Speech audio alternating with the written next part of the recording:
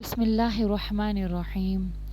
جن جن لوگوں پر نماز فرض ہے ان پر واجب ہے کہ ہر فرض نماز کے بعد تکبیر تشریق پڑھنا۔ کب سے پڑھنا؟ جیسے آج 9 ذی الحجہ ہے نا، آج 9 ذی الحجہ سے لے کر 13 ذی الحجہ تک یعنی کہ چوتھے عید تک آپ نے ہر فرض نماز کے بعد تکبیر تشریق ایک مرتبہ پڑھنی ہے، چاہے مرد ہو یا عورت، مقیم ہو یا مسافر، چاہے وہ بعد جماعت نماز ادا کرے یا بلا جماعت کے نماز ادا کرے، ٹھیک ہے، چاہے وہ دیہات میں ہو یا شہر میں ہو، ہر مرد اور عورت پر واجب ہے تکبیر تشریق پڑھنا ہر فرض نماز کے بعد۔ ان مرد عورت پر واجب ہے جن کے پر نماز فرض ہو چکی ہے، ٹھیک ہے، وہ بچے نہیں جن پر نماز ابھی تک فرض نہیں ہوئی، ٹھیک ہے۔ آپ اپنے بالغ بچوں کو بھی یہ تبلیغ دیں کہ وہ تکبیر تشریق پڑھیں، اور تکبیر تشریق کیا ہے؟ اللہ اکبر لا الہ الا اللہ واللہ اکبر وللہ الحمد۔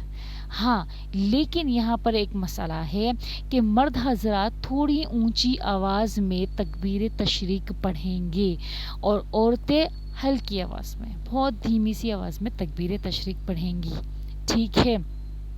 اب یہاں پہ ایک دوسرا مدعا ہے کہ چونکہ آج 10 ذی الحجہ کی رات لگ جائے گی، یعنی کہ عید الفطر کی رات لگ جائے گی، عید الفطر بول رہی ہوں، عید الاضحیٰ کی رات لگ جائے گی، یعنی چاند رات بھی ہم لوگ بعض اوقات کہتے ہیں، تو اب چاند رات جو کہلائے گی، یعنی کہ کیونکہ کل عید ہوگی، تو آج رات ہم نے کیا کرنا ہے؟ کیونکہ رسول اللہ صلی اللہ علیہ وآلہ وسلم نے ارشاد فرمایا ہے کہ جو شخص عید الفطر اور عید الاضحیٰ دونوں عیدیں، عید الفطر اور عید الاضحیٰ کی رات میں قیام کرے گا ثواب کی نیت سے، تو اس کا دل مردہ نہ ہوگا اس دن جس دن لوگوں کے دل مردہ ہو جاتے ہیں، ٹھیک ہے۔ تو یہ حدیث پر عمل کرتے ہوئے آج کی رات میں یعنی کہ عید الاضحیٰ کی رات میں، یعنی کہ چاند رات کہہ لو آپ اس کو، کیونکہ کل عید الاضحیٰ لگ جائے گی نا، صبح سب قربان کریں گے گئے، تو آج رات چاند رات کو آپ نے قیام کرنا ہے۔ اب دیکھو، مجھے معلوم ہے کیونکہ ابھی یہ وقت ایسا ہے کہ ہم تو بڑی راتوں میں قیام کرتے ہیں، جیسے رمضان کی جو بڑی راتیں 5 طاق راتیں آتی ہیں اس میں قیام کرتے ہیں پوری رات اور عبادت کرتے ہیں، تو اس رات میں قیام کرنا بہت مشکل ہوگا، ہے نا۔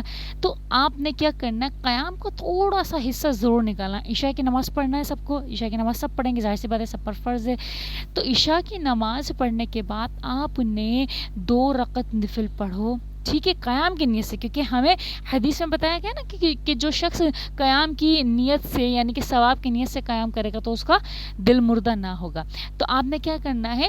2 رکعت نفل ادا کرو، ٹھیک ہے، تھوڑا سا قرآن پاک ضرور پڑھو۔